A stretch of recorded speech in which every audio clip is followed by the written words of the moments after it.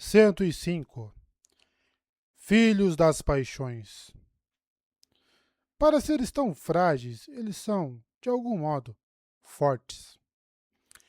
Reflexões de El no primeiro dos 10 dias finais. Kaladin já vira muitas grandes tormentas como aquela que soprava do lado de fora da janela, mas os outros não. Relâmpagos fulgurantes, uma tempestade em redemoinhos, um poder bruto e sem limites. Kaladin se afastou da casca em decomposição do perseguidor e avançou rumo ao inimigo. O perseguidor olhou ao redor, talvez percebendo quão grande era a sua audiência. Centenas de espectadores. Ele vivia pela tradição, pela reputação. Sempre matar aqueles que o haviam matado. Em algum momento, sempre vencia. Agora, via tudo aquilo desmoronar. Kaladin percebeu isso pelo ritmo cada vez mais apavorado que o inimigo cantarolava. Viu isso nos olhos dele. Corra, fuja, eu vou persegui-lo. Eu nunca vou parar. Eu sou eterno. Eu sou a tempestade, declarou Kaladin. O perseguidor cambaleou para trás, mas esbarrou em seus soldados que guardavam o perímetro e cantarolava em um ritmo encorajador. Atrás deles, os humanos com testas pintadas olhavam, perplexos. Você acha que já deu tempo? Será que os outros estão livres? Perguntou Sil. Espero que sim, mas não sei se conseguirão escapar com a grande tormenta lá fora, disse Kaladin. Então terão que vir para cá e teremos que abrir caminho até a sala do pilar de cristal, ponderou ela, olhando para a enfermaria. Por que eles ainda não saíram? Quando derrotarmos o perseguidor, quando ele perder o controle e fugir, vamos descobrir, respondeu Kaladin, desenganchando o dispositivo de Navani da cintura. Tem algo errado, disse ela baixinho. Algo sombrio. Kaladin foi até o centro do átrio, marcado por um padrão revolto de camadas, e apontou a faca para o perseguidor. O último corpo. Venha lutar e veremos quem morre. Veremos se sua reputação vai sobreviver por mais uma hora. O perseguidor, para seu mérito, investiu contra ele. Quando se aproximou, agarrou Kaladin, que pressionou o dispositivo de Navani contra o peito dele, e projetou a barra para baixo, fixando-a. O dispositivo se lançou para trás, levando o perseguidor junto, e fazendo-o bater contra o vidro da janela, que rachou com o impacto da carapaça. Ele se sacudiu, recuperando-se rapidamente, mas não se curou. Usara toda a sua luz do vazio. Com esforço, o perseguidor moveu o dispositivo e conseguiu se soltar, deixando-o pressionado contra a janela manchada de sangue laranja. Mas sangue pingava da carapaça rachada sobre o peito. Kaladin marchou até ele, segurando a faca. Fuja! O perseguidor arregalou os olhos e deu um passo para o lado, na direção dos seus soldados.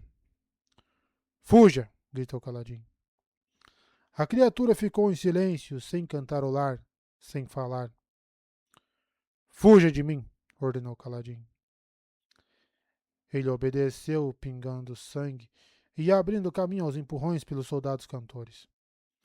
Havia recuado de batalhas anteriores, mas daquela vez ambos sabiam que era diferente. Aquela criatura não era mais o perseguidor. Kaladin sabia. Os cantores sabiam. E os humanos que assistiam a tudo sabiam. Eles começaram a cantar, esplêndidos de glórias explodindo no ar. Filho da tempestade, filho da tempestade, filho da tempestade. Tremendo, Kaladin recuperou e desativou o dispositivo de Navani. Então voltou ao centro do salão. Podia sentir a energia deles o impelindo. Uma oposição às trevas.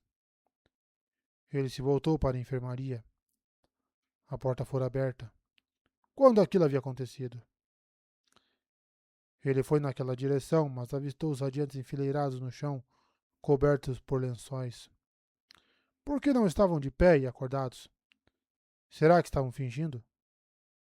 Aquilo poderia funcionar, Fingir que ainda estavam dormindo. Alguma coisa caiu do alto. Um corpo atingiu o chão diante de Caladim, com a impiedosa batida de um crânio contra a pedra.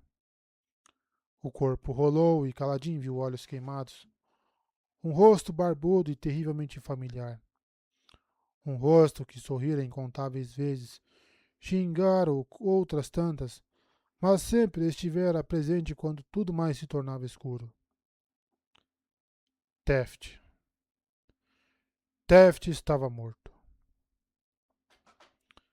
Moash pousou a uma curta distância onde Caladim estava ajoelhado sobre o corpo de Teft. Vários dos soldados que assistiam fizeram menção de correr rumo ao corredor dos ventos, mas Moash levantou a mão e os impediu. Não, disse ele em voz baixa enquanto os celestiais desciam. Deixe-no em paz. É assim que nós vencemos. Moash sabia exatamente o que Caladim estava sentindo. Aquela sensação esmagadora de desespero, a percepção de que nada mais seria o mesmo. Jamais. A luz deixara o mundo e nunca mais voltaria. Caladim segurara o cadáver de Teft, deixando escapar um ganido baixo e patético. Começou a tremer e se sacudir, se tornando tão irracional como quando o rei Elrocar morrera. Como ficara depois que Moash matara Roshone. E se Caladim reagira daquela maneira às mortes dos seus inimigos? Bem, a morte de Teft seria pior. Muito, muito pior. Caladim estava à beira do colapso havia anos. É assim que se destrói uma tempestade, disse Moash aos moldados. Ele será inútil daqui em diante. Não deixe que ninguém o toque. Tenho algo a fazer. Ele caminhou até a sala da enfermaria. Nos fundos, havia um modelo da torre com detalhes intrincados e cindido ao meio em um corte transversal. Ele se ajoelhou e observou a cópia da sala onde estava o pilar de cristal. Além do modelo da torre, havia, também em miniatura, um pequeno globo de cristal e uma gema. O fabrial brilhava com uma luz minúscula, quase invisível. O nó do final das defesas da torre, escondido em plena vista. Raboniel sabia, contudo. Havia quanto tempo? Ele suspeitava de que a moldada descobrira isto dias antes e estivera se demorando com o objetivo de continuar sua pesquisa ali. Ela era um problema. Ele invocou sua espada e usou a ponta para destruir o minúsculo fabrial. Então caminhou até a seção separada da sala. A criança dançarina de precipícios jazia ali, amarrada e inconsciente, junto dos pais e do irmão de Caladim. Ódion estava interessado na dançarina de precipícios e Moash fora proibida de matá-la. Com sorte, não teria batido a cabeça dela com força demais. Ele nem sempre se controlava como deveria. Por ora, ele agarrou Lirim pelas mãos amarradas e o arrastou, gritando mesmo com a mordaça para fora da enfermaria. Ali, Moash esperou até que o perseguidor voasse de volta na forma de uma fita de luz envergonhada. O perseguidor formara um corpo e Moash empurrou Lirim para as mãos da criatura. Este é o pai do filho da tempestade, sussurrou Moash. Não, não fale alto. Não atrai a atenção de Caladim. O pai dele é uma garantia. Caladim tem sérios problemas com esse homem. Se ele de algum modo se recuperar, mate esse homem imediatamente na frente dele. Isso é bobagem. Eu poderia matar o filho da tempestade agora, rosnou o perseguidor. Não, disse Moash agarrando o perseguidor e apontando para o seu rosto. Você sabe que eu tenho a bênção do nosso mestre. Sabe que eu falo em comando. Você não vai tocar no filho da tempestade. Não pode feri-lo. Não pode matá-lo. Ele é só um homem. Não toque nele. Se você interferir, vai despertá-lo para a vingança. Nós não queremos isso ainda. Há dois caminhos abertos para ele. Um deles é tomar o mesmo caminho que eu e desistir da sua dor. O outro é a rota que ele deveria ter tomado muito tempo atrás. O caminho onde ele ergue a única mão que pode matar Kaladin, filho da tempestade. A própria. O perseguidor não gostou, a julgar pelo ritmo que cantarolou, mas pegou o pai amarrado e amordaçado de Kaladin e pareceu disposto a permanecer onde estava. Os guardas haviam aquietado os humanos agitados e o silêncio tomava o átrio. Kaladin estava ajoelhado diante da tempestade, agarrado a um homem morto, tremendo. Moash hesitou, sondando o próprio interior, e ele não sentia nada, só frieza. Ótimo. Havia alcançado todo o seu potencial. Não arruinem tudo. Eu preciso matar uma rainha, disse ele aos moldados reunidos. Navani esperou pela sua chance. Tentara falar com o irmão, mas só ouvira gemidos. Então voltara à frente do escritório para esperar. A oportunidade apareceu quando a guarda da porta subitamente gritou, levando as mãos à cabeça, sem acreditar, e disparou pelo corredor. Quando Navani espiou lá fora, viu o que causara comoção. O campo ao redor do pilar de cristal se fora. Alguém havia destruído o nó do final. Irmani estava vulnerável.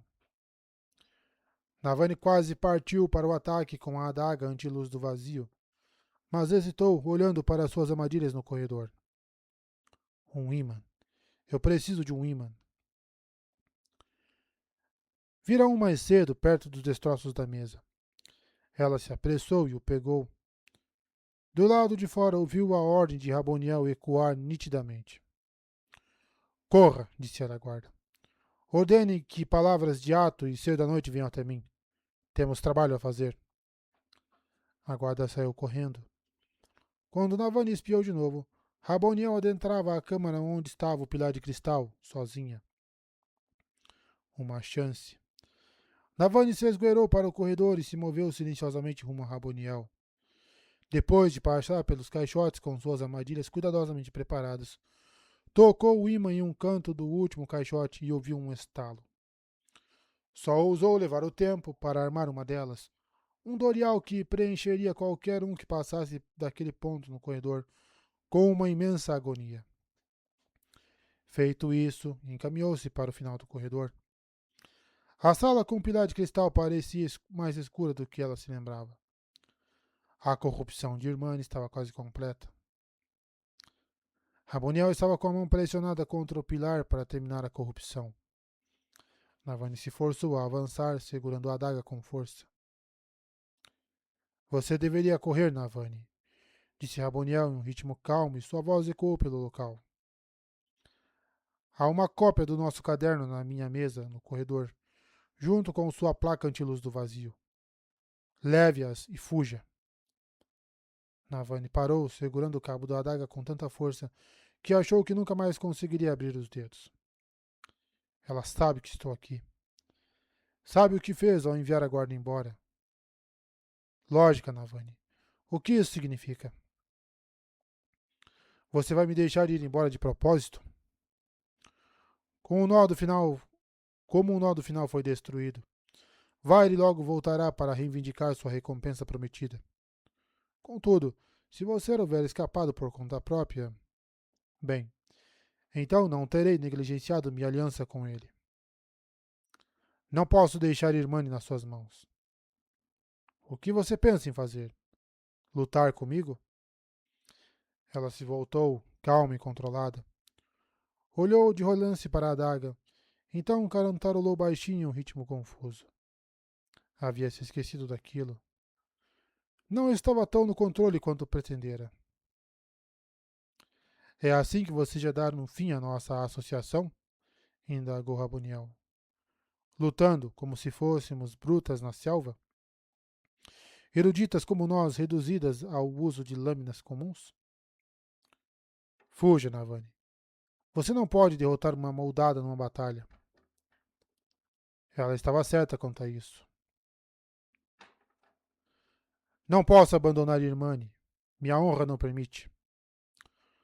Somos todos filhos de Ódion, no final. Filhos das nossas paixões, disse Raboniel. Você acabou de dizer que éramos eruditas, retrucou Navani. Outros podem ser controlados pelas suas paixões. Nós somos diferentes, melhores. Ela respirou fundo, então virou a adaga na mão com o cabo para fora. Vou entregar isso a você. Então você e eu podemos voltar à minha sala para expirarmos juntas. Se Vaire conseguir derrotar o filho da tempestade, me submeterei a ele. Se não, você vai concordar em deixar a irmã em paz. Uma aposta tola, disse Raboniel. Não, um acordo. Opa! Uma aposta tola, disse Raboniel. Não, um acordo. Podemos discutir enquanto esperamos e, se chegarmos a um meio termo mais vantajoso, melhor ainda. Ela ofereceu a adaga. Muito bem, disse Raboniel. Então pegou a adaga com um movimento súbito, mostrando que não confiava completamente em Navani. E não deveria mesmo. Raboniel caminhou pelo corredor, com Navani seguindo a vários passos de distância. Vamos fazer isso rápido, Navani. Eu acho que nós duas. Então Raboniel pisou na armadilha de Fabrial.